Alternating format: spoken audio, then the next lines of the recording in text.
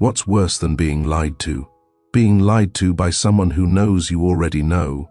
Have you ever sat in silence next to someone who used to make your heart race, only to realize they no longer saw you? Do you know what it feels like to smell another woman's perfume on your husband's coat? Or to cook dinner for a man who's already fed someone else? Then stay with us.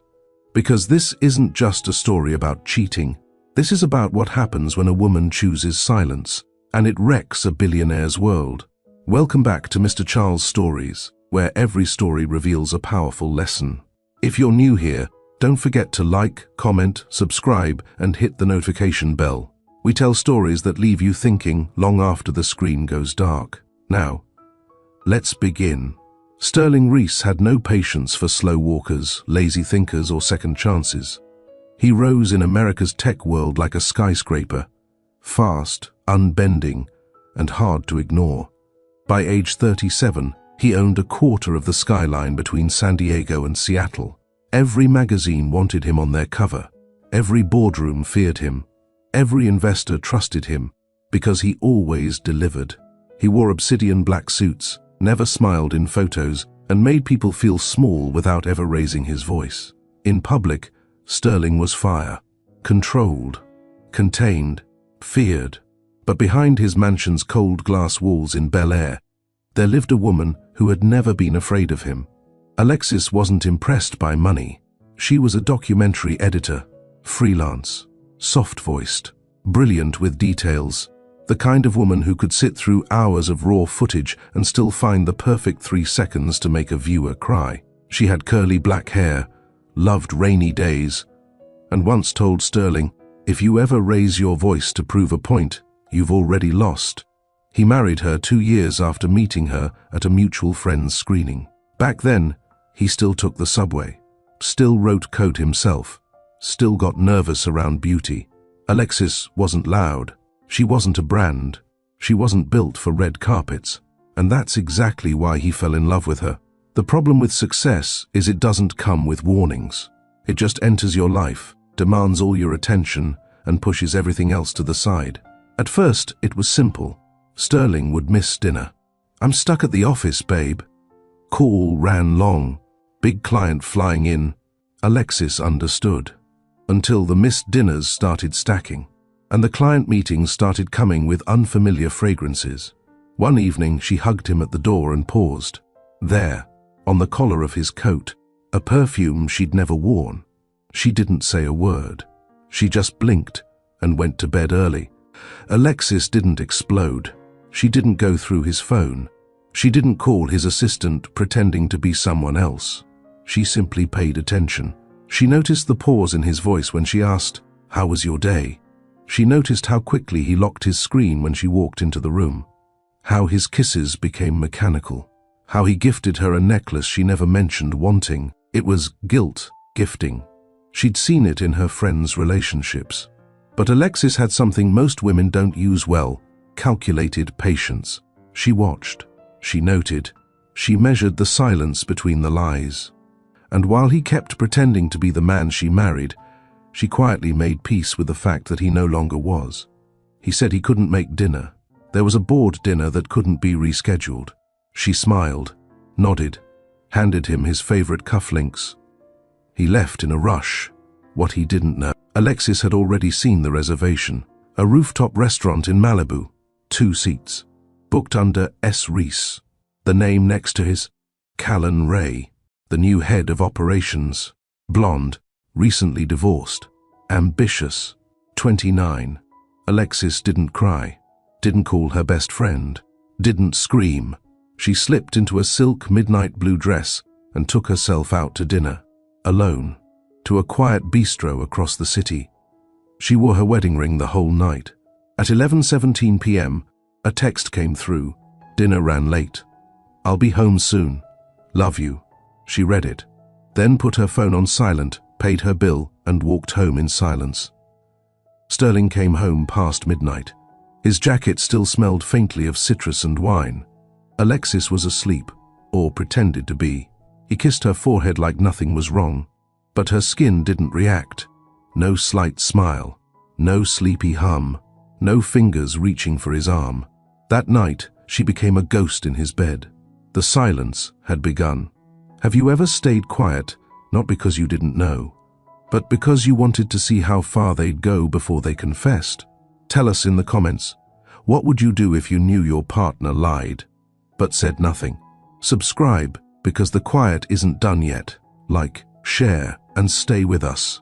We're only just getting started. Sterling always told people he didn't believe in signs. But in the weeks that followed their anniversary, everything around him started to shift. And the signs were loud.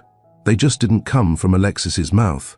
They came in how she moved, how she answered with one-word replies, how she stopped looking at him like home. He was used to being feared in rooms full of powerful men. But nothing terrified him more than walking into his own house and feeling like a stranger. Sterling's biggest event of the year was the Tech Titan Awards. He received the honorary spotlight that year for a sustainability initiative Alexis had actually helped him design. Every year, Alexis stood beside him. Quiet, elegant, poised. Not this time. He came home a few days before the event, buttoned his shirt and asked, "You got your dress yet for the gala?" She was brushing her hair. "No," she said calmly. He turned. "You're not going?" She looked at him through the mirror. No, no explanation, no anger, no hesitation. He froze. "Is there a reason?" She didn't flinch. "Do I need one?" That line didn't leave him for days. The night of the gala, Sterling walked in alone. Paparazzi turned their heads, expecting to see Alexis on his arm. They didn't. Callan Ray showed up 30 minutes late. She wasn't supposed to be there. But she came anyway. Sterling had no interest in correcting the narrative now. He let her stay close. Flashbulbs caught them from every angle. She smiled for the cameras. He faked it. Inside, while people clapped for him, Sterling's eyes scanned the room like he'd lost something. Because he had, she stayed home, painted for hours. Classical music played softly in the background. No TV, no social media, no wine. Just peace. Her phone buzzed a few times. She didn't check. By 2:03 a.m., she turned off the lights, curled into her pillow, and slept like she hadn't in months. That night, silence was her protection, and it was the night his guilt started to rot. He came home late. Callan had tried to follow him, but he shook her off in the car. He opened the door expecting light, music, maybe even a confrontation. There was nothing. No light in the entryway, no smell of lavender in the air, no sandals near the door, no music playing from her studio. Her coat was missing. He rushed upstairs. Her side of the closet was bare. The bed was untouched. His voice cracked when he called her name. No answer. He opened the drawer beside her nightstand. Empty. He sank to his knees. Callan Ray was in love with power. She'd worked her way up to executive operations faster than most expected. People said she was sharp, driven, beautiful. But she wasn't Alexis. She didn't understand nuance. She craved attention. She competed with shadows she couldn't see. When she found out Alexis had left, she thought she had won. He was going to leave her eventually, she told herself in the mirror. But deep down, she knew. She had him now. But she would never be the woman he cried over. Alexis didn't leave in chaos. She left in precision.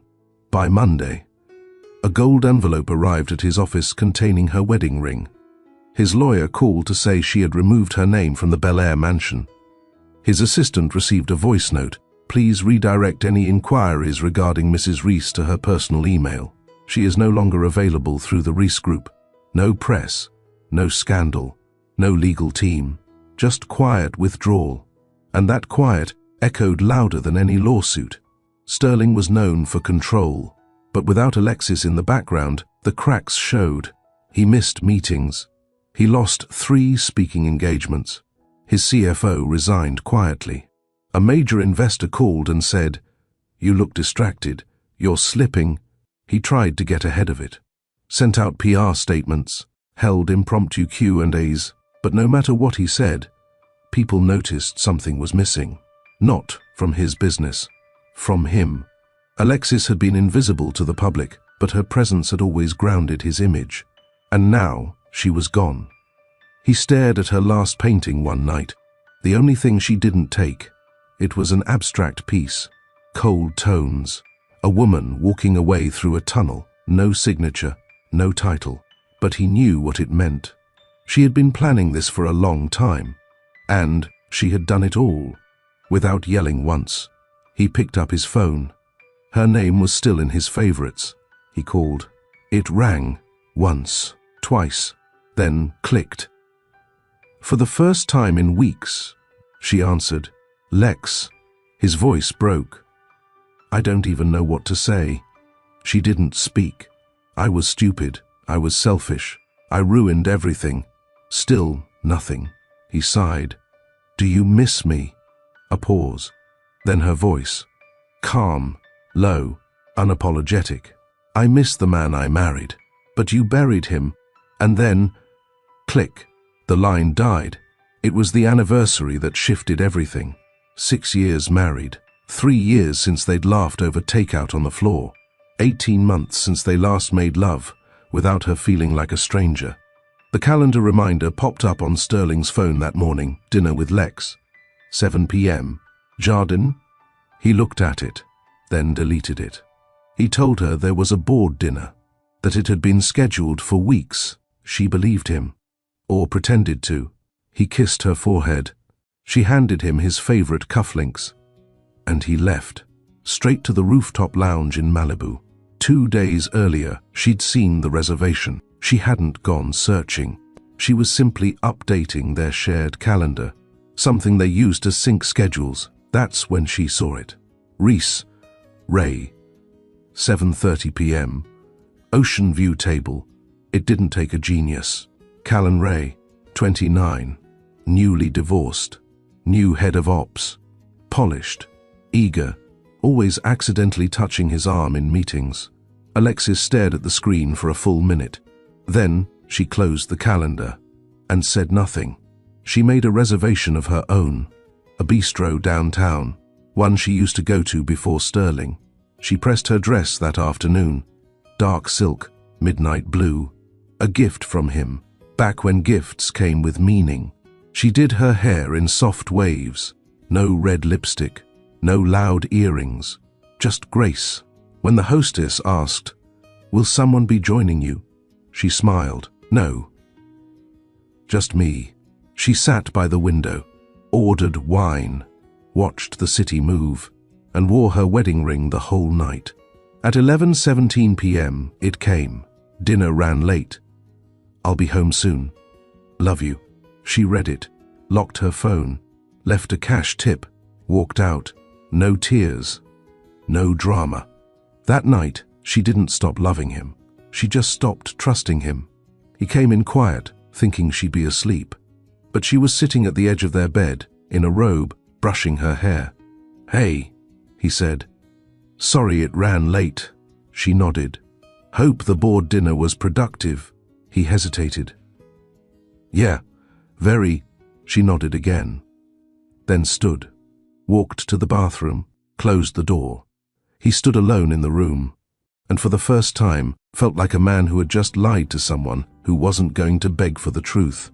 Sterling woke to the smell of coffee. For a moment, he thought things were fine. But when he walked into the kitchen, the place was spotless.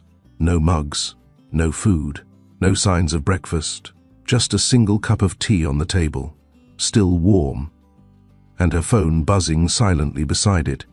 She was in the garden, headphones in, painting. She looked at him once.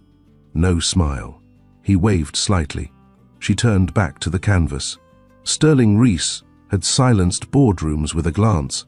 He had crushed IPOs with a single sentence. But that morning, the silence of the woman he loved crushed him. She didn't yell, didn't cry, didn't threaten to leave. She just let the weight of his own guilt fill the space. And it did. By noon, he cancelled 2 meetings. He couldn't focus. Her silence wasn't passive. It was intentional, and it was beginning to work. Sterling thought about confessing. He practiced it in his head on the way home the next night. How he'd admit to the dinner, Say it was nothing. Say it didn't mean anything. That he was just caught in a moment. But when he walked in, Alexis was on the phone. She gave him a small nod, finished her call, and went upstairs. He didn't follow. He just stood there, holding on to a speech that no longer felt useful. She wasn't giving him space to confess. She was giving him enough silence to make him unravel on his own. He opened a bottle of wine, poured a glass, sat at the kitchen island, phone in hand, staring at her contact name. He didn't text. He didn't know what to say. A week passed. She didn't bring it up, didn't ask where he'd been, didn't demand names or answers. Instead, she moved through the house with quiet precision. Every drawer she closed felt final. Every look she gave felt like a question she no longer cared to ask. Every smile, when it did appear, felt polite, like customer service, temporary and cold. He began waking up earlier, hoping to catch her before the silence thickened.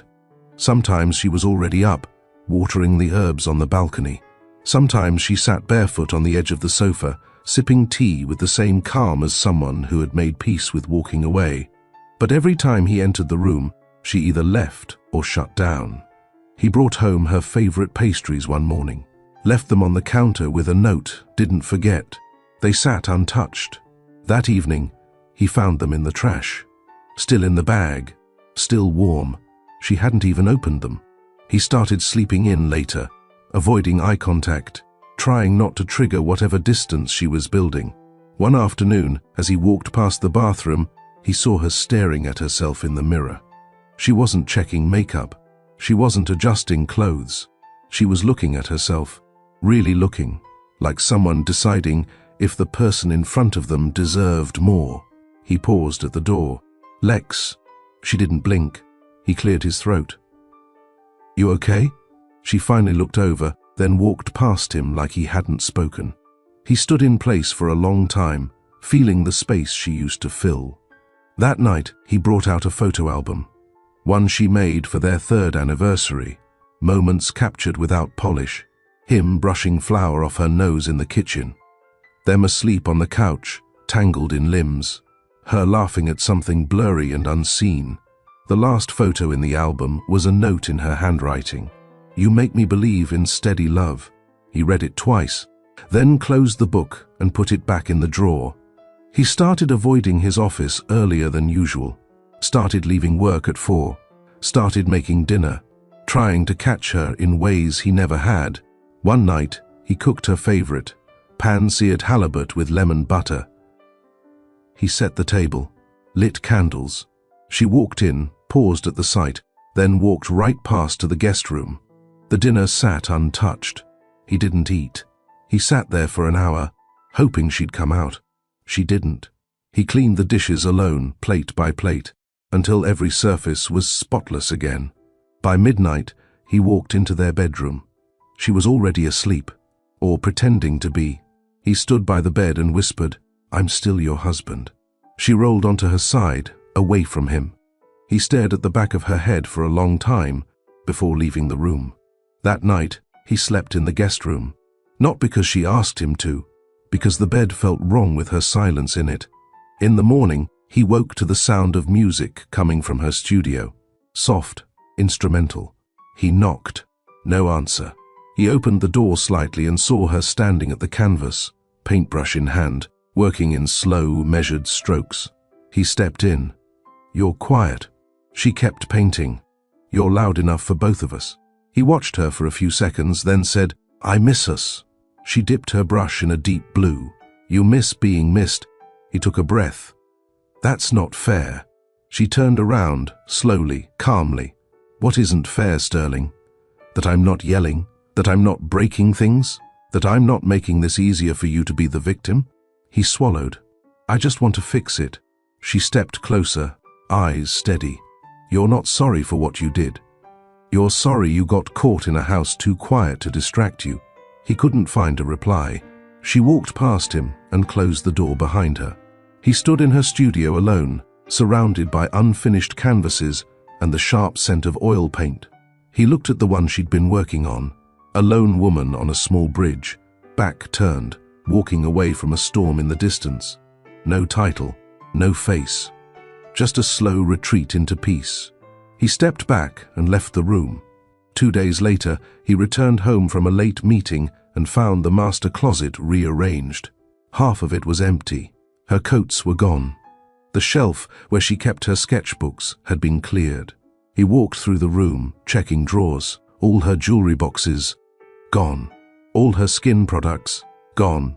In their place was a single note, folded, blank on the front. Inside, "I'm not angry. I just don't care enough to explain anymore." He sat on the edge of the bed and read it over and over. Then he opened his phone, scrolled to her contact, hit call.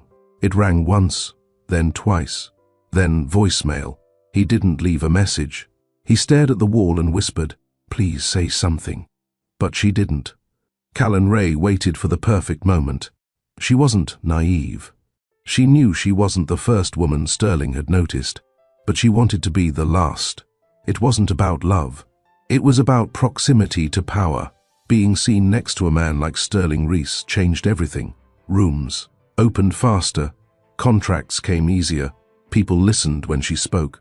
The first time he kissed her was in an elevator after a late meeting. He didn't apologize. He didn't explain. And she didn't ask for one. He had that effect on people. But she wanted more than moments. She wanted position. When Sterling began acting distant, she blamed work pressure. But as weeks passed, she noticed the shift. He wasn't texting late anymore. He wasn't inviting her to dinners. And most importantly, he stopped talking about Alexis like she was a burden.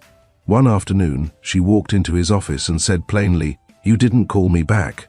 He looked up from his laptop, expression unreadable. "Been busy." "With your wife?" He didn't respond. She sat across from him. "She's the reason you're distracted." Still silence. Callan leaned forward. "You said she's cold. You said she stopped caring." He nodded slightly. "She has. Then, what are we doing?" He stared at her for a long time. Nothing permanent. That answer was her warning, but she ignored it. Later that evening, Callan made her move. She showed up at the Reese mansion without invitation. She assumed Alexis wouldn't be there. Or if she was, she'd be the type to slam doors and cause scenes. She was wrong. Alexis opened the door calmly, hair pinned up, no makeup, a soft cream sweater hanging off one shoulder. No fear, no shock, just calm. "Sterling isn't home," Alexis said. Callan blinked. "Oh, I thought you shouldn't be either," Alexis said, then shut the door. No yelling, no questions, no explanation. Callan stood on the porch for a full minute, stunned. Inside, Alexis leaned against the door and exhaled. She didn't cry. She didn't shake. She just walked upstairs and began packing the guest room. Sterling came home an hour later. He walked into the kitchen and saw the toothbrush. His toothbrush, in a fresh cup, in the guest bathroom. He stood frozen. Alexis walked in, holding a folded towel. "You'll be sleeping here for now," she said simply. He tried to speak. "Lex." She held up a hand. "I won't share my bed with someone who lies in it with others." He didn't fight. He just nodded. That night, for the first time in their marriage, they slept on opposite sides of the house. And in the morning, she didn't ask how he slept, because she no longer cared about his comfort. Sterling sat on the edge of the guest bed, staring at the toothbrush. It felt absurd, a small, ordinary object in a glass cup. But that toothbrush said everything. The guest sheets smelled like nothing. No lavender like their room. No residual trace of her perfume. Just sterile cotton and cold air. He tried to sleep. He couldn't. The silence that night was worse than shouting. It was the kind that echoed everything you never said. It bounced off the walls and crawled into your chest until you couldn't breathe. At 2:11 a.m., he got up and walked toward their bedroom. His feet were bare. The hardwood creaked slightly under his weight. The hallway felt longer than usual. He reached the door and paused. His hand hovered near the knob. He could hear her breathing on the other side. Steady, soft. He didn't go in. He just stood there, listening. like a thief outside his own house. He had always been in control of business, of money, of the people around him. But now, he couldn't even open a door in his own home. He walked back to the guest room and sat in the dark. The next morning, Alexis moved like she always did, smooth, deliberate, almost rehearsed. She made tea, ate fruit, cleaned the blender. Not once did she mention the guest room. Not once did she ask if he slept well. She didn't avoid him. She didn't confront him either. She treated him like a polite stranger, a temporary guest. He tried to break the ice. "You sleep okay?" She looked up from her mug. "Fine." He hesitated, waited for her to ask about him. She didn't. She turned her back and opened her laptop. Headphones in, volume up. He stood in place for another minute, then walked out. He didn't have the energy to eat. He left for the office early, earlier than usual. Not because work needed him, but because being in the same space as Alexis made him feel like he was wearing guilt like a second skin. At the office, Callan walked in with 2 coffees. He waved her off without a word. She set one down anyway. "Long night?" He didn't answer. She leaned against his desk. "You want to talk?" He looked up sharply. "Don't." She blinked. Don't try to turn this into something." Callan straightened. Her fingers tightened around the cup still in her hand. "I wasn't trying to." "Yes, you were," he said flatly. "But you shouldn't. I thought we had something. You thought wrong." She stood still, hurt and anger washing across her face, but she masked it quickly. "I'll keep it professional." "Good." She turned and walked out of his office, heels clicking faster than usual. Sterling leaned back in his chair and closed his eyes.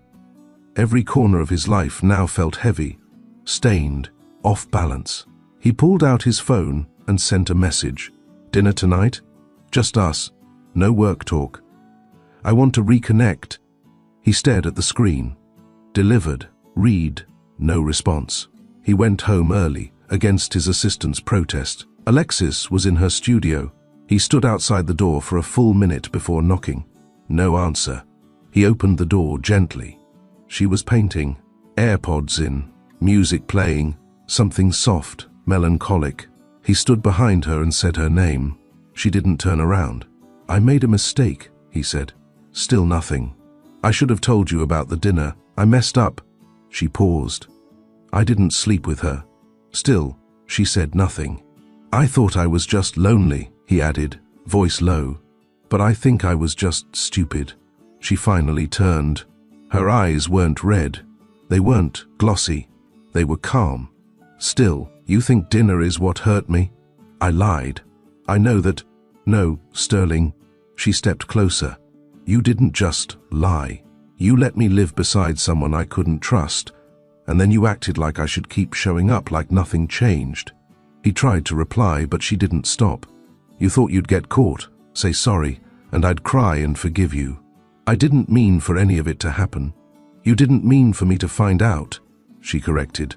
Her tone wasn't bitter. It was factual, clean.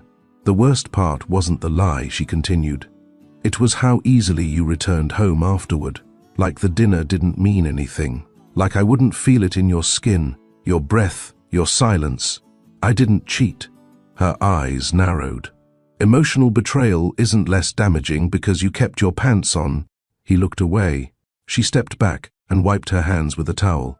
"I'm not yelling because I don't need to," she said. "Silence is the only language left between us that still tells the truth."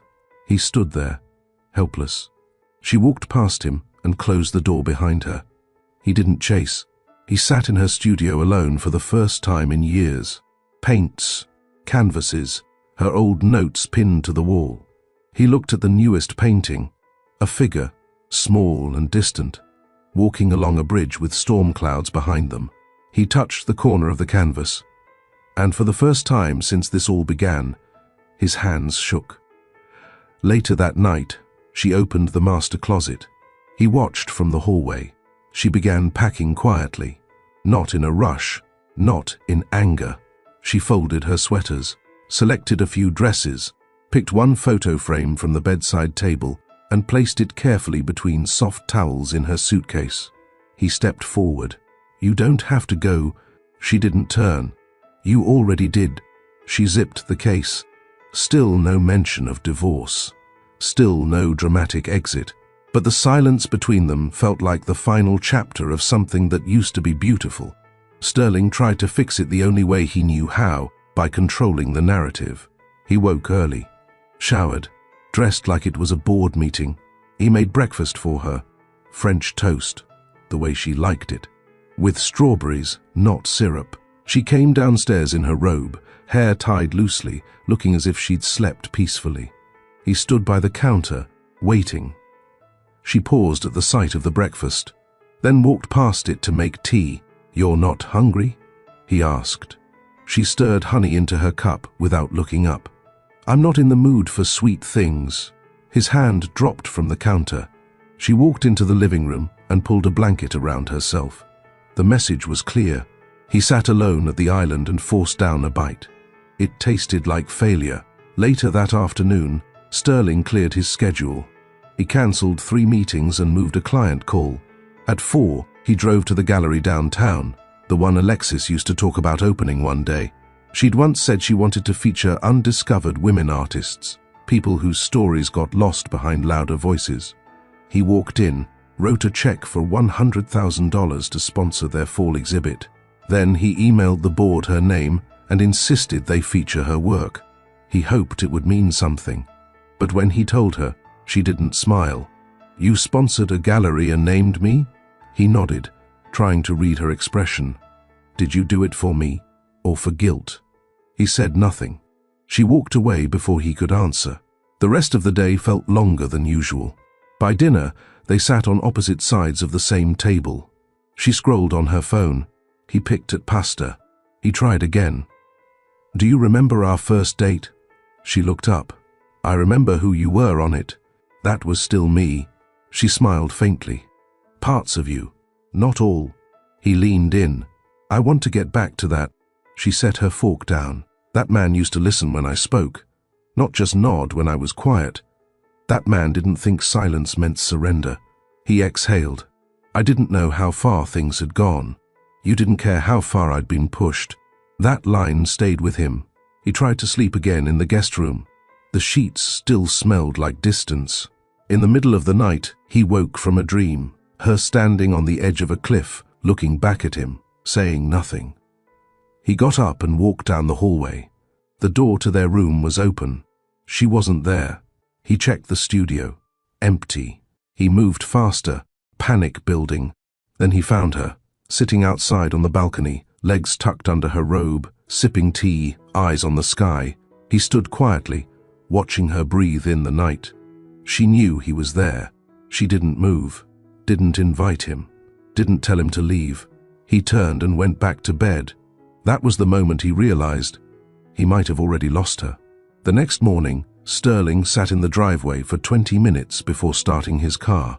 He was supposed to be on a call with his board at 8 a.m., but his hands wouldn't stop shaking. His entire identity had always been built on control. Deals, meetings, brand image. But no title prepared him for this version of Alexis. She wasn't broken. She was unbothered. That terrified him more than any scandal ever could. At work, people noticed his silence. He wasn't barking orders. He wasn't storming down the hallway. He was drifting. He walked into meetings and forgot names, signed documents without reading them. One investor pulled him aside during a coffee break. "You okay?" he asked. Sterling nodded, a tight smile. "Just adjusting some things at home." The man nodded back but didn't believe him. That afternoon, his assistant came in quietly with a large envelope. "What's this?" "Personal delivery." He opened it. Inside was a series of documents. No, not divorce papers. A name transfer. Alexis had removed her name from all joint properties, the Bel Air mansion, the vacation home in Aspen, the art investments they co-funded, all now solely in his name. No message, no post-it, no text follow-up, just paperwork, clean and final. He sat with it in his lap for 5 full minutes, breath shallow. At home, she was in the guest room now, not just for sleep, but for everything. She worked there, folded clothes there, sometimes even ate her meals there. He came up behind her one evening. "You can have the room back," he said. She didn't turn. "I like it here." "You're punishing me." She turned then. "No, I'm protecting me." He tried again. "We could go away for a weekend. No pressure. Just reset." She looked him in the eye. "I don't need space from this house. I need space from the version of you that lives in it." That night, Sterling wandered their home like a ghost. He ended up in her studio again, where half-finished paintings hung like memories he no longer understood. He stood in front of one canvas, a dark sea crashing against a narrow bridge. He remembered when she started it. It was the same week he missed her birthday because of a last-minute Hong Kong flight. She never complained. She just painted. He finally sat on the floor, back against the wall. For the first time, he cried. He didn't cry for being caught. He didn't cry for losing control. He cried for how long she'd been quietly slipping away, while he'd been too full of himself to notice. Upstairs, Alexis stared at her reflection. She touched the bare spot on her ring finger, then slipped the ring back on, not for sentiment, but because she still hadn't figured out what to do next. Leaving wasn't hard. Staying was just no longer the same. The Reese Foundation dinner was approaching. For 6 years straight, it had been Sterling and Alexis's most celebrated joint event. She made it shine, not just because she had good taste, but because she understood people. She made sure the keynote speaker's daughter with dietary needs had a backup meal. She had the string quartet change keys when a song felt too somber for the energy in the room. She even knew which floral arrangements made the older donors feel seen. It wasn't her job. She just cared. But this year, she hadn't touched a single document. The invites had gone out without her review. The menu was finalized without her feedback. No one sent her the stage run sheet or asked her to proofread the opening speech, because everyone in their world already knew something had changed. Sterling brought it up during breakfast. "You're not helping with the dinner?" She didn't look up from her tea. "No." He cleared his throat. "You've done it every year." She shrugged lightly. "You've also lied to me." Things change. That silence after her words lasted longer than their meal. She stood and rinsed her mug without another word. He stayed seated, staring at the barely touched croissant on her plate. 2 days later, he tried again, this time in the hallway. "There's still time to oversee some things. People keep asking if you're involved." She closed the closet door and turned to him. "Tell them no. Tell them I'm doing something better." "What's that?" "Protecting my peace." Then she brushed past him, soft and final. Sterling stood frozen in place, her perfume lingering in the air as if to mock him. At the office, everyone walked on eggshells. His tone was shorter than usual. His eyes darted to his phone between meetings. And the press was starting to notice. Headlines whispered, "Where's Alexis Reese?" Sterling appears solo at Industry Mixer for second time in a month. Callan tried to help. "We can post a throwback. Maybe hint at travel, something that explains her absence." "No," Sterling said sharply. Callan blinked. "You don't want to protect the image?" "She's not a prop," he said, standing. "We don't fake her existence when she's still living." Then he walked out, leaving her standing by the window, holding a coffee that suddenly tasted bitter. That night, Sterling returned home to the sound of quiet music. He followed it to the garden. There, under warm garden lights, Alexis sat cross-legged on the grass, barefoot, sketching. She wore a loose cotton dress and had a blanket draped around her shoulders. He walked over slowly, his shoes crunching softly against the gravel. "Lex." She didn't look up. He knelt beside her, lowering his voice. "I was thinking, maybe you should still come to the dinner." Still no response. "Not for me. For the work. For what you built." She finally raised her eyes.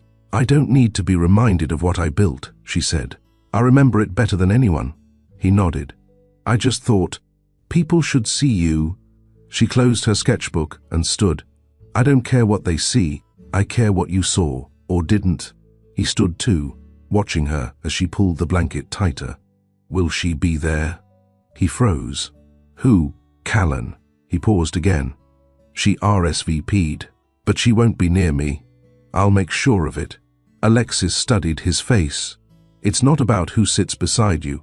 It's about who you let close when I wasn't looking. He dropped his gaze. I won't be attending, she said. And then she walked into the house, sliding the door shut without a slam. He stood in the garden long after the lights flickered off from the motion sensors. The night of the dinner came fast. Sterling stood in front of the mirror, adjusting his tux. His hands moved slower than usual. He checked his tie 3 times, redid his cuffs twice. He looked at his reflection and saw a man wearing a suit that no longer felt like armor. Downstairs, the driver waited. There were no footsteps behind him, no heels clicking across the marble, no voice asking, "Did you forget the speech?" No earrings placed gently in her jewelry box at the last minute. He walked down the stairs alone. Outside, the town car glowed under the streetlights. The driver opened the door. "Evening, sir." Sterling nodded and climbed in. The ride was silent. The city blurred past him, glass buildings, billboards, lights flashing against the windows. He closed his eyes and tried to remember the last time they'd laughed. Not smiled, laughed. He couldn't. Inside the venue, the lights were warm, the champagne cold, the music elegant. Callan was already there, surrounded by donors. She saw him and started to wave. He gave a slight shake of his head. She backed off. He walked the perimeter of the room, nodding at people he didn't feel connected to anymore. Someone asked, "Is Alexis joining you later?" He smiled the way trained politicians do. "She's taken on a different project." They nodded, assuming project meant charity or travel. But the real project was reclaiming herself. He stood near the stage and watched the MC begin the opening remarks. A video played of last year's highlights. There Alexis was, smiling beside an elderly benefactor, laughing as she clinked glasses with the youth grant winners, adjusting Sterling's tie seconds before he went up to speak. People around him watched the screen and whispered. She was the heart of it. She always made it feel intimate, no matter the size. He said nothing, because it was true. Back home, Alexis was sitting by the window with a mug of chamomile and the curtains drawn.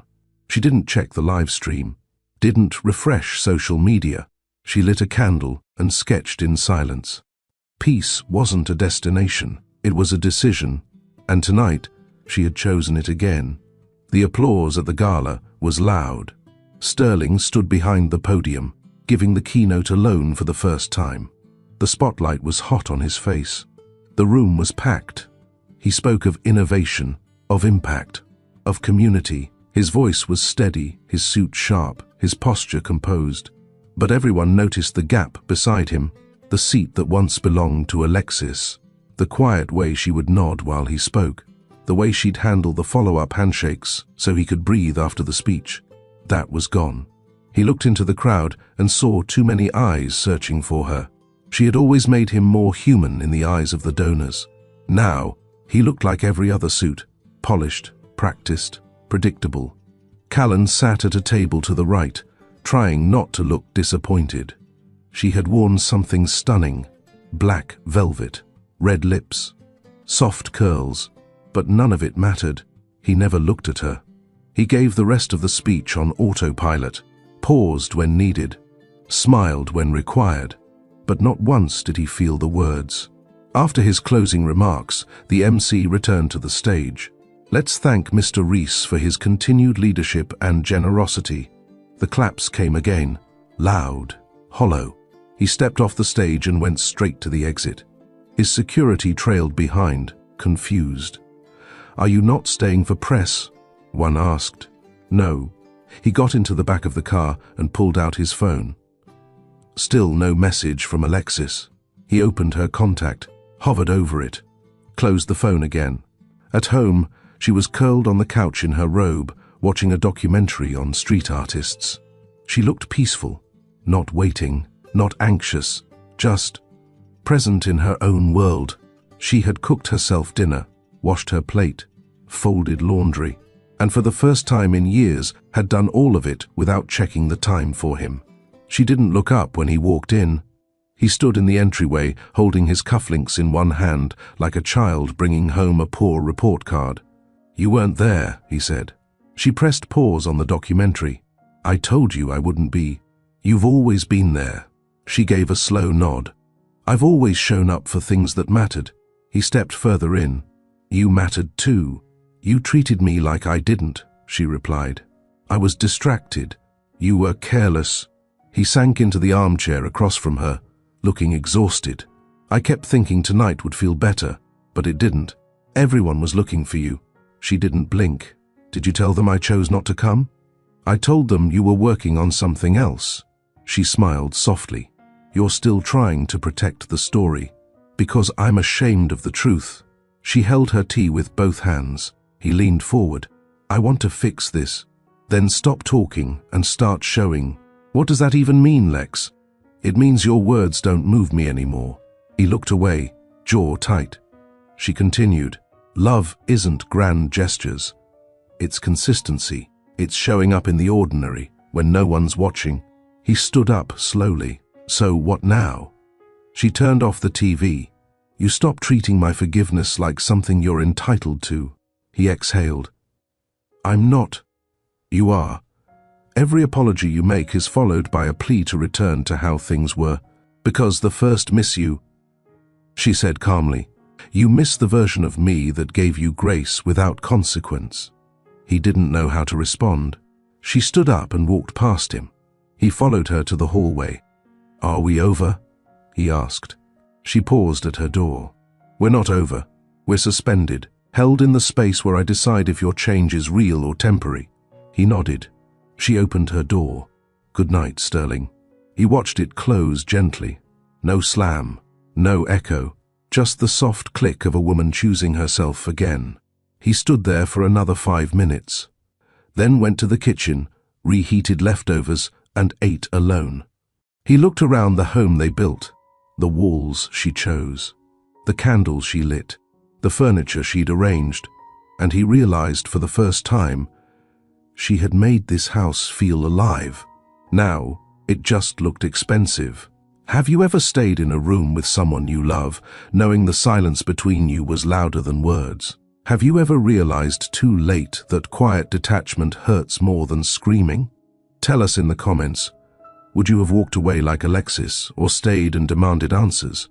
Like this episode if you believe silence can be a form of power. Share this story with someone who knows what emotional distance feels like. And if you haven't already, subscribe to Mr. Charles Stories, because every story we tell speaks to someone's truth. The story's far from over. Stay with us. Alexis didn't slam doors. She didn't threaten to leave. She didn't post cryptic quotes online or update her relationship status.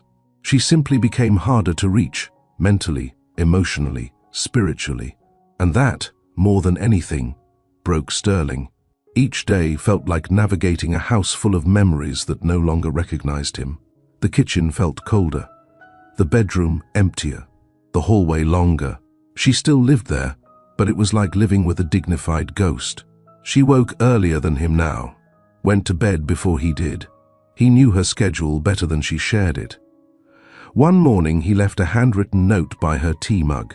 "I know I failed you, but I'm not giving up on us." She read it, didn't respond, but he noticed the tea was finished. That evening, he came home early again. She was folding laundry in the guest room, humming a tune he didn't recognize. He knocked gently. "Need help?" She didn't look up. "I've got it." He stepped in anyway and picked up a towel to fold. His movements were awkward, unfamiliar.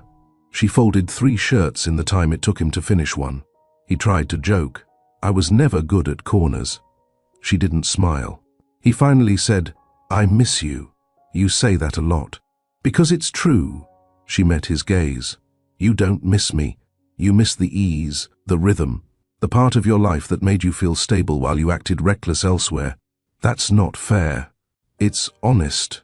He sat on the edge of the bed. "What can I do to change this?" "Stop trying to fix it like it's a problem with steps. This isn't a project, Sterling." "Then tell me what it is." She folded the last shirt and placed it in the drawer.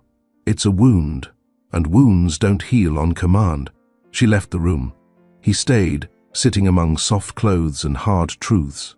Later that night, he heard music coming from the studio. He stood outside the door, hand hovering over the knob. Again, he didn't enter.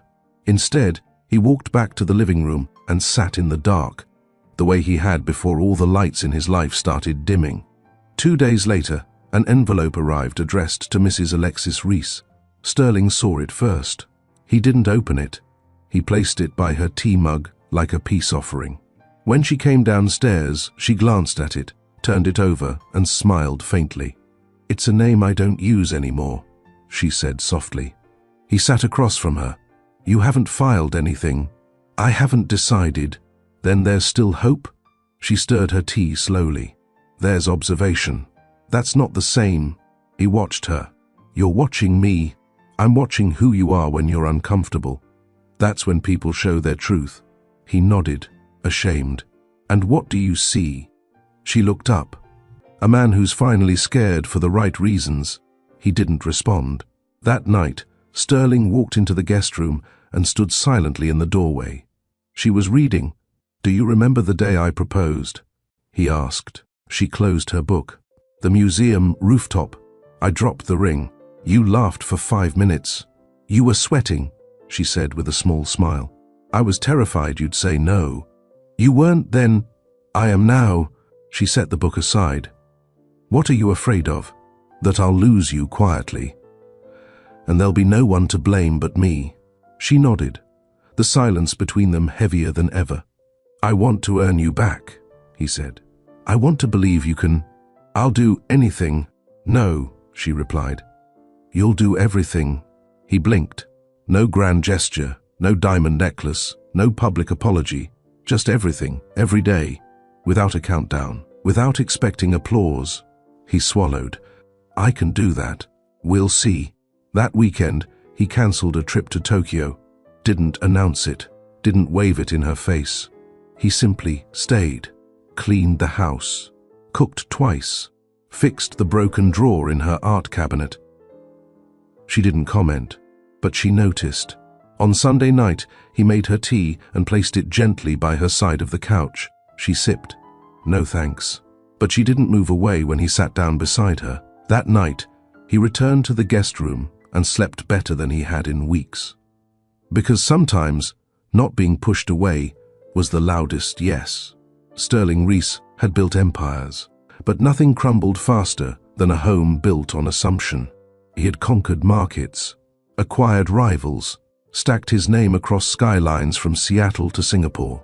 But now, in the privacy of his own home, he couldn't even reach the woman he once woke up beside every morning. And it wasn't because she was gone.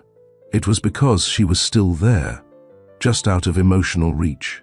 His empire didn't fall with lawsuits or market crashes. It fell with silence.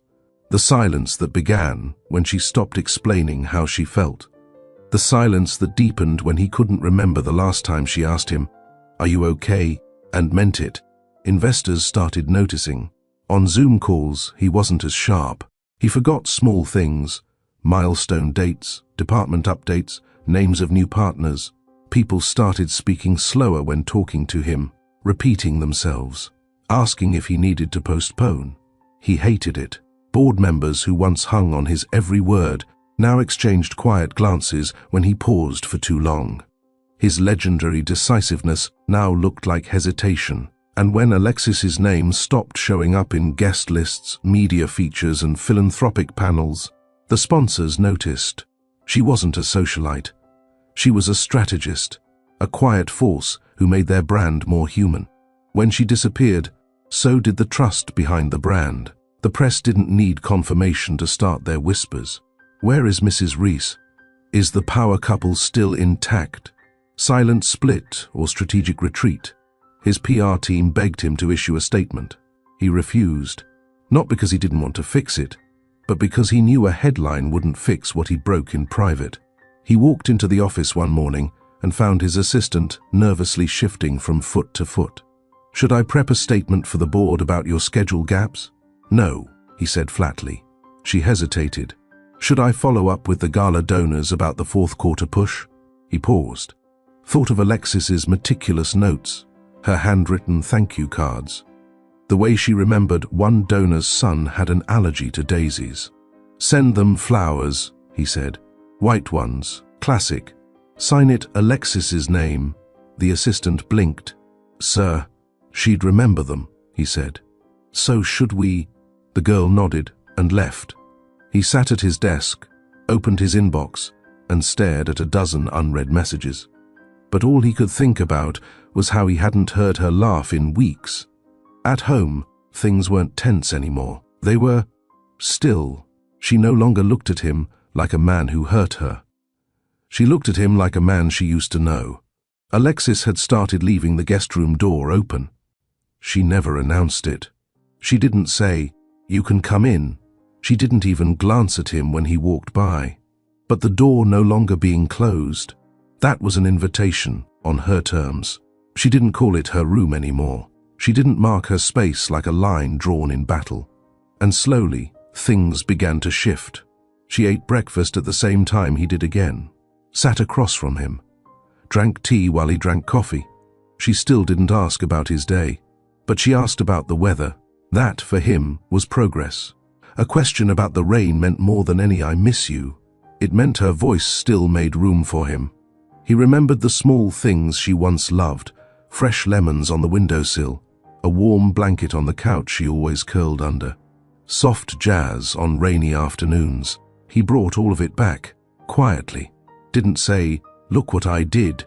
He simply placed lemons near the window, refolded her favorite blanket, turned on the jazz station when the first raindrops hit the glass. She didn't comment, but she stopped wearing her headphones. One evening, he came home later than usual. A product meeting ran over. His phone buzzed with unread texts. He expected the house to be dark. Instead, the hallway light was on. A soft glow spilled across the entryway, and on the kitchen counter sat a bowl of steaming stew, still warm, with a napkin folded neatly over it. No note, no text, no sticky message, just a bowl. Simple, quiet, intentional. He stared at it like it was a message in a bottle. The smell was familiar, the kind of comfort only someone who had memorized your childhood could prepare. He walked over slowly, lifted the napkin, took one bite. The flavor almost made him drop the spoon. Perfect, seasoned the way she knew he liked it. Not too much ginger, a hint of chili, extra broth. He stood at the counter, eating slowly, staring into the dim light. She didn't show herself. He washed the bowl, dried it, placed it in the rack, then whispered to the empty kitchen, "Thank you." He meant it. That night, he walked past her studio door. It was slightly open. He didn't go in, but he saw her inside, barefoot, brush in hand, canvas glowing in the light. She didn't know he was watching, and he didn't make a sound, because for once, his presence didn't need to announce itself. The next morning, they crossed paths in the hallway. She looked at him for one full second longer than usual. He noticed 1 second of eye contact. That was it. But that second was loud. It said, "I see you trying. I haven't forgotten who you were. Don't stop." And he wouldn't, because love isn't a rescue mission. It's the quiet, daily choice to still be worthy of being chosen. Sterling didn't ask for more. He had learned not to rush her healing, not to measure progress by grand moments. He focused on presence, on showing up, on small things that required no credit. When she left the laundry in the basket, he folded it. When her car had low fuel, he filled it. When her studio ran out of white paint, he restocked it without a word. She didn't say thank you, but she stopped drawing boundaries with closed doors. Some mornings, they walked past each other and said nothing.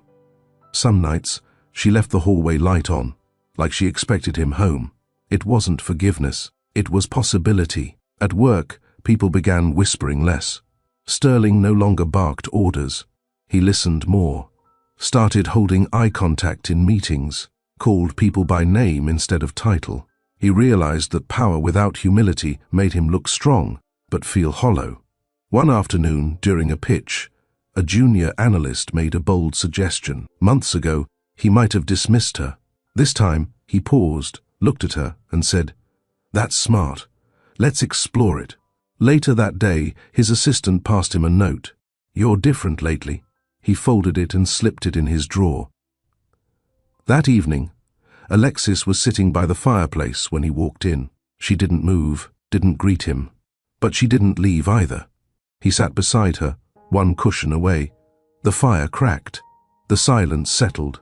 After 10 minutes, she spoke. "You've been quieter. I don't want to fill space you haven't invited me into." She nodded once. "I notice the small things," she said. He turned to her. "That's what you always deserved." She looked into the fire. "I still don't know what this is, or what we are." "I'm not asking for labels," he said. "Only for space to keep showing up." She didn't promise anything, but when she stood to leave, she didn't walk alone. She left her cup behind. He picked it up, washed it, and left a fresh one by her side the next morning. One cup didn't change everything. But in a home once built on assumption, quiet effort was finally rebuilding something honest. It was a Saturday, the kind of day Alexis used to plan around: gallery visits, museum walks, farmers' markets. But this one started slow. Sterling was already up. The house smelled like brewed coffee and toasted bagels.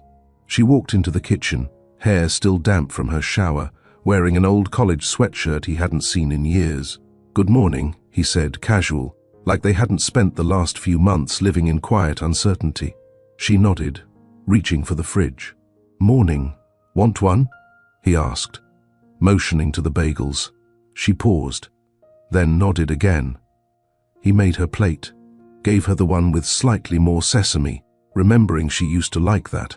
They ate, in silence. Then Alexis did something unexpected. She turned to him and asked, "Are you going to the fundraiser tonight?" He blinked. "You still remember that?" "I read the mail," she said, sipping her tea. "It's for the hospital, right? The children's wing?" "Yes." "You donating or speaking?" "Both." "I was planning to keep it low profile." She didn't comment.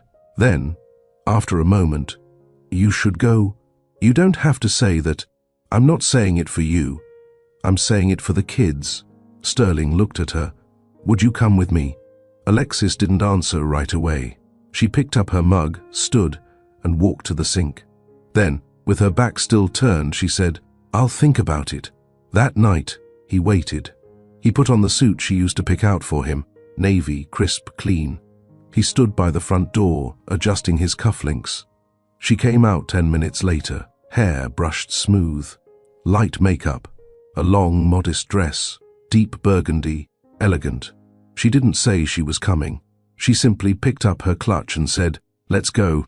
They arrived together. The cameras outside caught them. Flashes exploded. But inside the ballroom, they didn't hold hands. They didn't perform. Alexis stood beside him when he gave his speech, watched as he pledged a large donation, listened as he spoke, his voice softer, more measured. After the applause, someone approached her. "You're Alexis Reese, right?" She turned. "Yes. Glad to see you here.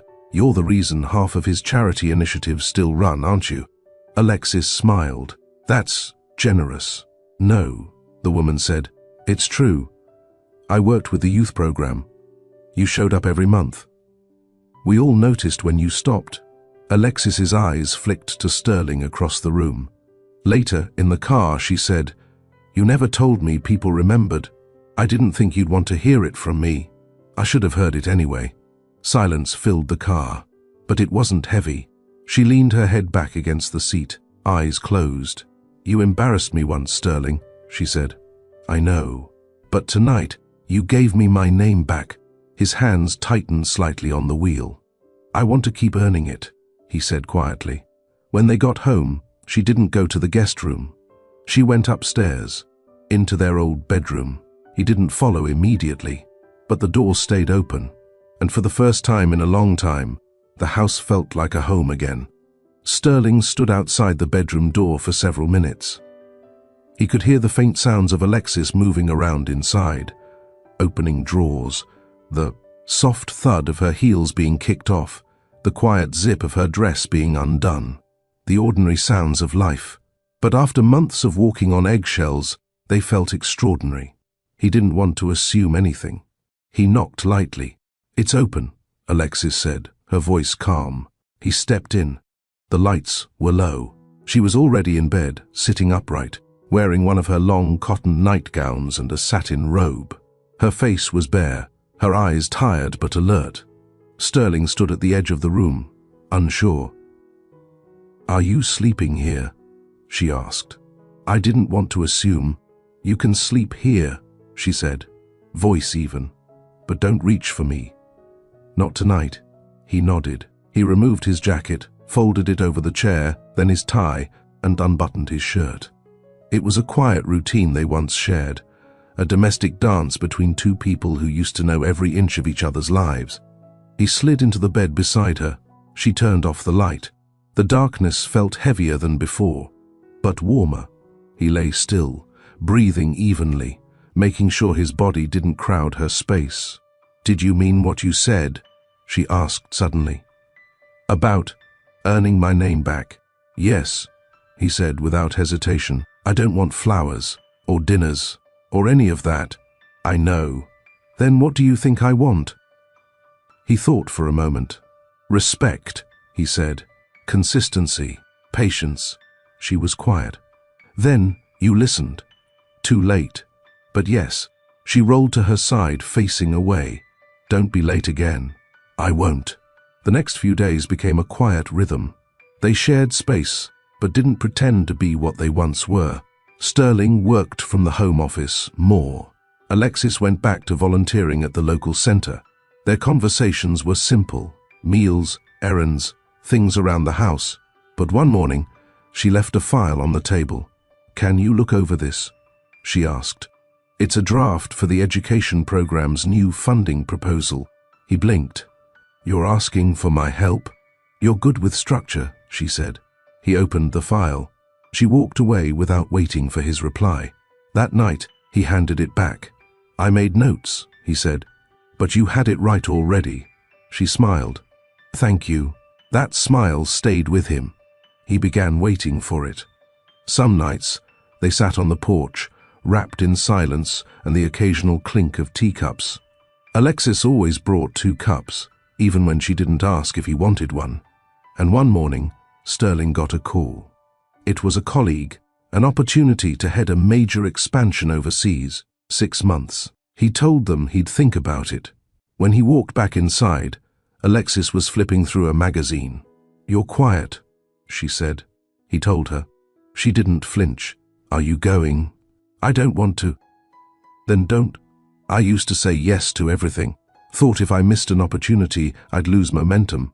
And now," he looked at her, "now I care more about being present than being impressive." She said nothing, but he saw it, the flicker of approval in her eyes. That night, he declined the offer. 2 weeks later, Alexis asked him if he wanted to visit her parents' house with her. "You always liked their garden," she said. He blinked. "Are you sure?" "No. But I'm willing to try." That visit opened something. Conversations stretched longer. Smiles came easier. He still hadn't kissed her. She hadn't reached for his hand. But one Sunday morning, as they walked through a local bookstore, she brushed her fingers lightly against his and didn't pull away. He followed her pace, heart steady but alert. They didn't speak of it, but something had shifted. She was watching him now, not with suspicion, but with measured interest. And for Sterling, that was more than he'd dared hope for. The rain fell hard that Friday evening, coating the windows in sheets of grey and making the world outside look like a blurred painting.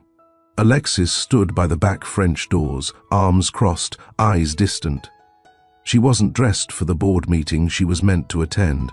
Her blazer lay on the kitchen chair. Her laptop sat untouched on the dining table. She hadn't moved in over 10 minutes. Sterling appeared in the doorway, holding a small plate of sliced apples. He paused when he saw her. "You're not leaving?" he asked, walking in slowly, voice tentative. Alexis didn't answer at first. Storm's too rough. He placed the plate gently on the counter.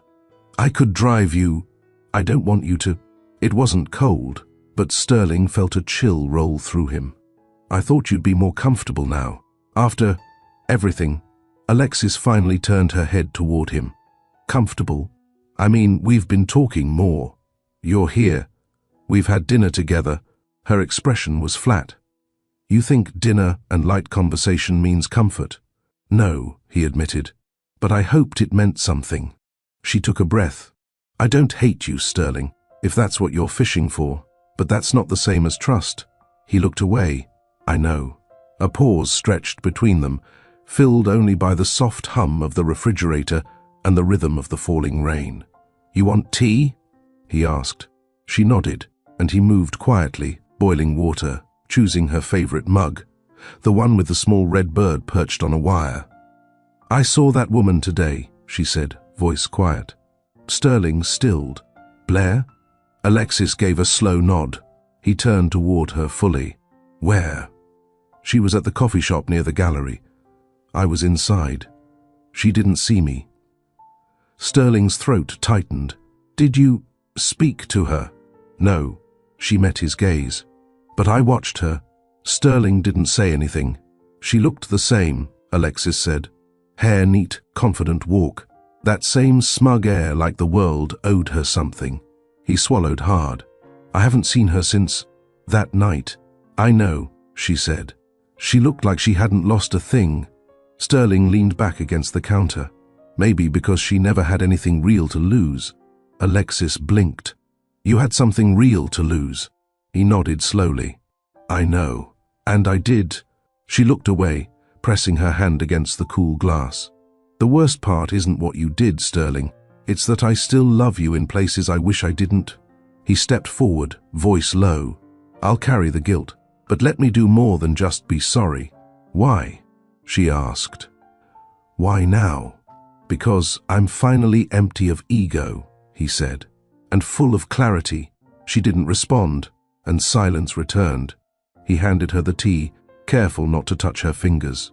She took it and walked toward the living room, curling onto the end of the sofa. He followed but kept his distance, sitting on the armrest across from her. I've been thinking, she began, about when we first met. He smiled faintly. You wore that green dress with the tiny white dots. She nodded. And you were wearing a tux too formal for a rooftop mixer. You said I looked like a lost groomsman. You were trying so hard to look important. I was, he admitted, chuckling. I had just closed my first 7-figure deal and thought I was untouchable. You were charming, she said. Annoyingly so, but you still gave me your number. I felt sorry for you. He smiled. Fair. The laughter didn't last long. Alexis set her tea down, her expression changing. When did you start feeling unsettled? She asked. He hesitated. Honestly, when I started believing that I deserved more just because I had more. She raised an eyebrow. More what? Attention. Praise. Worship. Everything except what you gave me, truth. She was quiet. I was drowning in self-importance, he said. And Blair fed that. She played into it, made me feel like a king. But it was hollow, always was. Then why did you let her touch you? He didn't flinch. Because I was weak. She stared at him for a long time. I've played that night over in my head 100 times, she said, wondering if I could have changed it, if I'd loved you louder, been more exciting. His eyes widened. No, Lex, don't. I'm serious. I know you are. And that's what hurts the most. He moved closer, but not too close. You didn't fail me, Alexis. I failed myself. They sat like that for a while, letting the rain speak. Eventually, she stood. Good night, she said. He watched her go, not expecting anything more. But she paused at the top of the stairs. I'm not ready to share a room, she said. But I left the guest blanket out for you. You always run cold. His chest tightened. Thank you, he said, voice husky. She nodded and disappeared down the hallway. Later that night, Sterling lay on the couch, staring at the ceiling, unable to sleep. He heard her footsteps at one point, just past midnight. She didn't come downstairs, but knowing she was awake too made him feel less alone. He thought of writing another letter, but stopped. Instead, he opened his phone, scrolled to an old video, one from 3 years ago. Alexis was on the beach, dancing in a sundress, laughing as the wind blew her hair across her face. He'd filmed it without her noticing, then called her name. She had turned, eyes bright, and said, "What are you doing?" "Capturing my favorite moment," he had replied. He watched it again and again, remembering what he had, what he lost, and what he'd give anything to earn back. In the morning, Alexis came downstairs to find him still awake, holding the phone, tears drying on his face. She didn't speak. She walked over, sat beside him, and took the phone from his hand. She watched the video once, then twice. "I remember this," she whispered. "I never stopped loving you," he said. "I know," she said. "But I did stop trusting you," she added. He nodded. "I'm here, as long as it takes." She got up, walked toward the door, then turned back. "You asked what I want now," she said. "Yes, I want the version of you from that beach," she said. "The one who saw me as enough." Then she left for the gallery, and he sat there with a new ache in his chest. Hope. The gallery's front door chimed softly as Alexis entered, the familiar scent of varnish and fresh canvas wrapping around her like a calm wave. Her assistant, Mira, greeted her with a brief update on the week's clients, but Alexis only half listened. Her mind remained tethered to the conversation from last night, the video, the way Sterling looked at her like a man begging time to rewind. "Is he still texting?" Mira asked gently as they reviewed the new installation pieces. Alexis nodded. "Every morning, same time. Like clockwork. You ever reply?" Alexis hesitated. "Only once. Yesterday." Told him the invoice for his gallery commission had cleared. Savage. It was the truth. Mira studied her. "You still love him, huh?" Alexis didn't answer. She didn't have to. By noon, she was back in her office, sipping peppermint tea and scrolling through proposals. The rain had stopped, but her thoughts stayed stormy. She pulled out her sketchbook, let her pencil dance across the page. Not art, just motion, habit, escape. Suddenly, her phone buzzed. A message from Sterling. "I didn't sleep last night. That video, seeing you like that, I forgot how alive we were." She stared at it. Then, a second message. "Dinner. My place. Just to talk, please." She set the phone down. Across town, Sterling stood in his penthouse kitchen, sleeves rolled, the scent of garlic and rosemary filling the air. He didn't expect her to come, but he wanted to try. He wanted her to remember the man who used to cook for her barefoot, with music playing and wine uncorked. He opened the cabinet. Her favorite plate was still there, the one with the chipped edge she refused to throw out. He set the table for two. When the doorbell rang, he thought it was the concierge, but it wasn't. Alexis stood there, hair tucked into a soft bun, wrapped in her camel coat, lips pressed together. "You cooked?" she asked, stepping in. "I tried." She walked in slowly, scanning the space.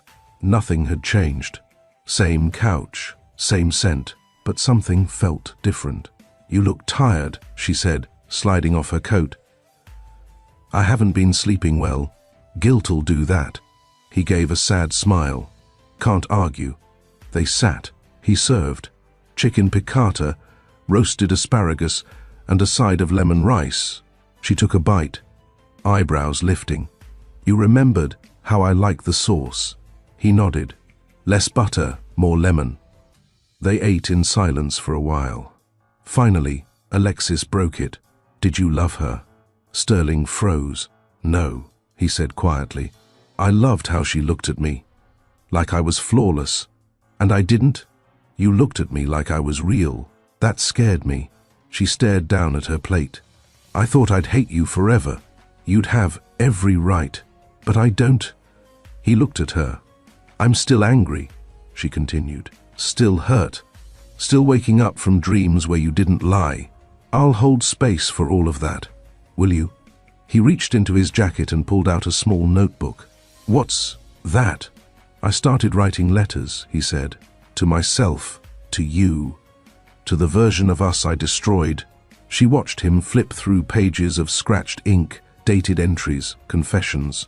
"I'm not asking for your heart," he said. "I'm asking for your honesty." She leaned back, eyes scanning him.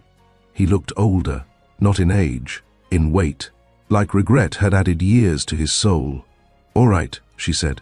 "You want honesty." He nodded. "I still crave your arms when I'm alone. I still smell your cologne in my sleep. I still want to believe this version of you is real." His breath hitched. "But I don't trust you with my softest parts yet," she said. "And I won't pretend otherwise." He nodded slowly. She stood, walked to the balcony, looked out over the city. "When we got married," she said, "I thought love was enough. I did too. But now I know, love without character is just chaos." Sterling joined her. "Then let me show you mine." She looked at him. "You can't rebuild overnight," she said. "But if you're serious—" "I am." "Then earn it." They stood there for a while. The wind blew gently. A single bird passed across the skyline. "I should go," Alexis said. "Do you want me to call a car?" "No, I'll walk." She started toward the door. He followed, hand resting lightly on the frame. "Thank you for coming." She turned back. "I meant what I said. Don't make me regret it." "I won't," he whispered. She left, and the door clicked shut behind her. Back home, Alexis took a long shower, letting the water hit her back, trying to wash away what her heart couldn't yet release. She stood in front of the mirror afterward, towel wrapped around her, staring at herself.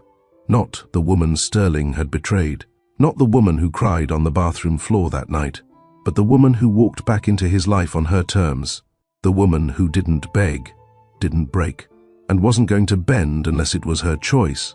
She slipped into bed, phone in hand, opened a note, typed one line, "Character is who you are when no one's watching." Then she turned off the light. Across the city, Sterling sat on the floor of his living room, reading another letter he had written weeks ago but never sent. And for the first time in months, he smiled. Hope wasn't loud. It was quiet. But it had a heartbeat again. The first day of spring came with shy sunbeams, casting long streaks of gold across Alexis's gallery floors. The city was still shaking off winter's dust, but in her world, things had already shifted. She stood before a large canvas, brush in hand, but unmoving. The piece had been stalled for weeks, since Sterling's dinner, since she looked into his eyes and didn't see a lie, but didn't quite see safety either. "Alexis," Mira called softly from behind her, "you have a visitor. Says he's here for the silent painting." Whatever that means. Alexis blinked, lowered her brush, and turned. Sterling. He stepped in wearing jeans, boots, and a navy shirt that somehow made him look younger. Not polished, not billionaire, just him. She raised an eyebrow. "You booked an appointment?" "I bought the whole hour." "Of course you did." He walked up to the canvas, looked at it. "It's different from your usual work," he said. "Pain changes strokes, and silence shapes them." She set the brush down, crossing her arms. "What do you want today, Sterling?" 10 minutes of your time. And no pressure. He pulled out a folded sheet of paper, opened it, began reading. "The night you walked out, I lost the loudest voice in my world. It wasn't your yelling. It wasn't even your words. It was your presence. The way your silence told the truth louder than any argument could. I didn't deserve it, but I heard it. Every day since." Alexis felt her throat tighten. "You didn't drag me through the mud. You didn't leak texts. You didn't humiliate me like I deserved. You walked away with grace, and that grace ruined me. Because I realized I had shattered something pure. I'm rebuilding myself, Alexis, not to get you back, but because being the man you believed in is the only thing I know how to reach for." He folded the page, looked up. "I'll leave if you ask me to." She didn't speak right away. "Then, you really don't want anything in return?" "I want to earn back the right to care, but I'll take nothing if that's what you choose. She stepped closer, slowly, until they stood only inches apart. Do you know what I hated most? He shook his head. It wasn't the affair, it was the ease. You hurt me so easily, like I was soft clay in your hands. I hate that part of me too. She tilted her head. But I don't hate you anymore. That's the hardest part. He closed his eyes. I'll take that over anything. She sighed. I have a piece launching next week. National press. Buyers from 4 states flying in. I know. I RSVP'd anonymously. She laughed. The first laugh in his presence in months. I should have guessed. I'll stay in the back.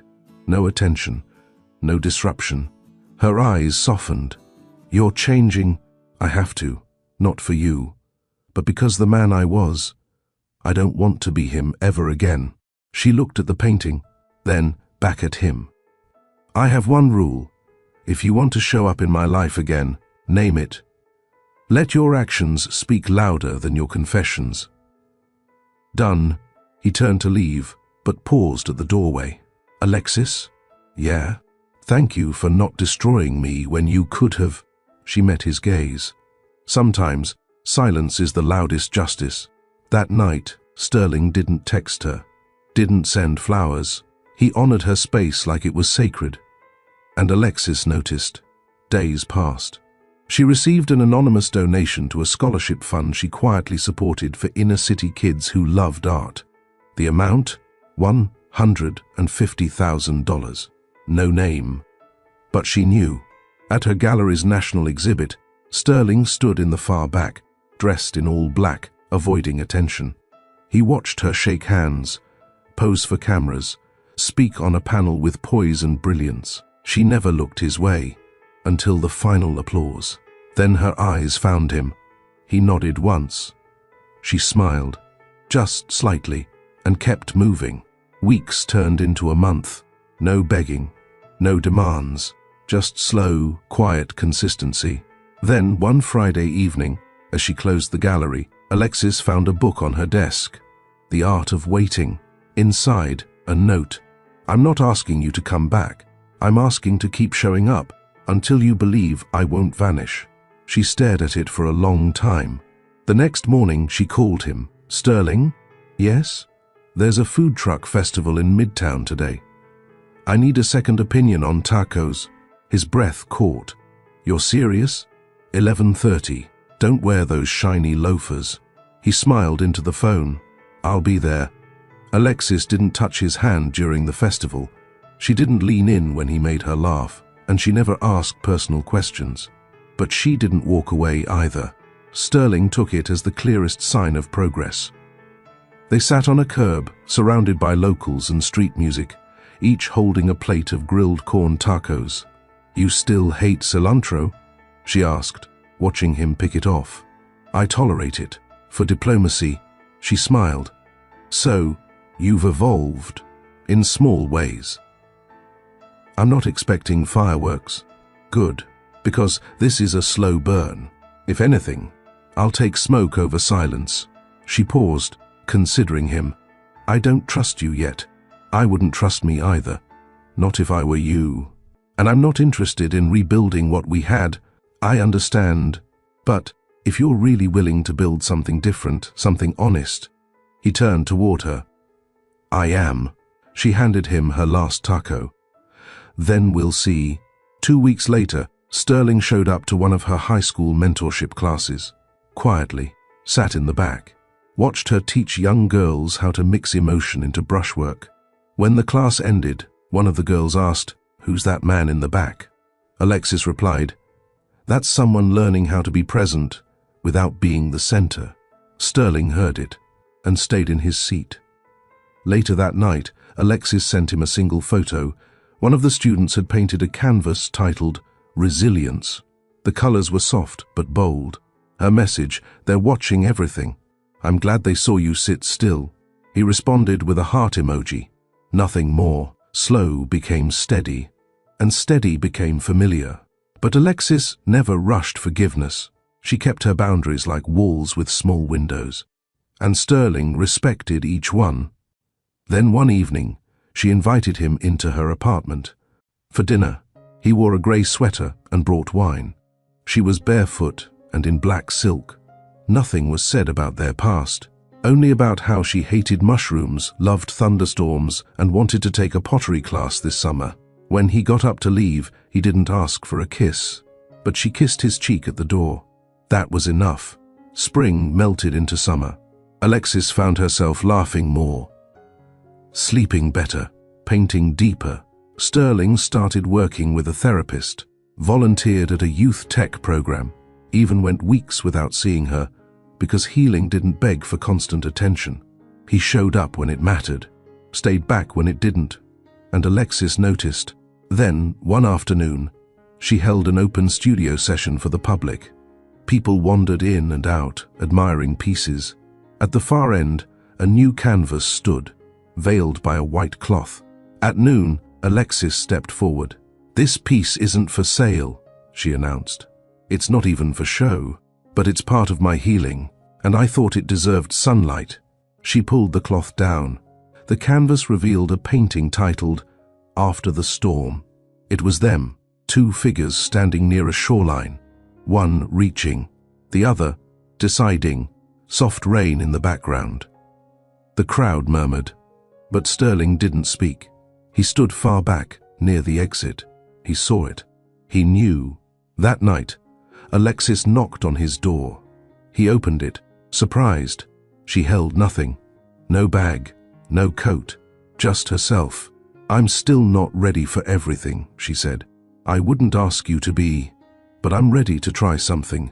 Not a restart, not a second chance, just an honest beginning." Sterling didn't move. Then softly, "I'll meet you wherever you are." They sat on his couch in silence. No kisses, no tears, just presence. That was the beginning. Not loud, not grand, but true. If you believe silence can be stronger than screams, if you've ever chosen peace over revenge, if you think healing doesn't always need closure, then this story is for you.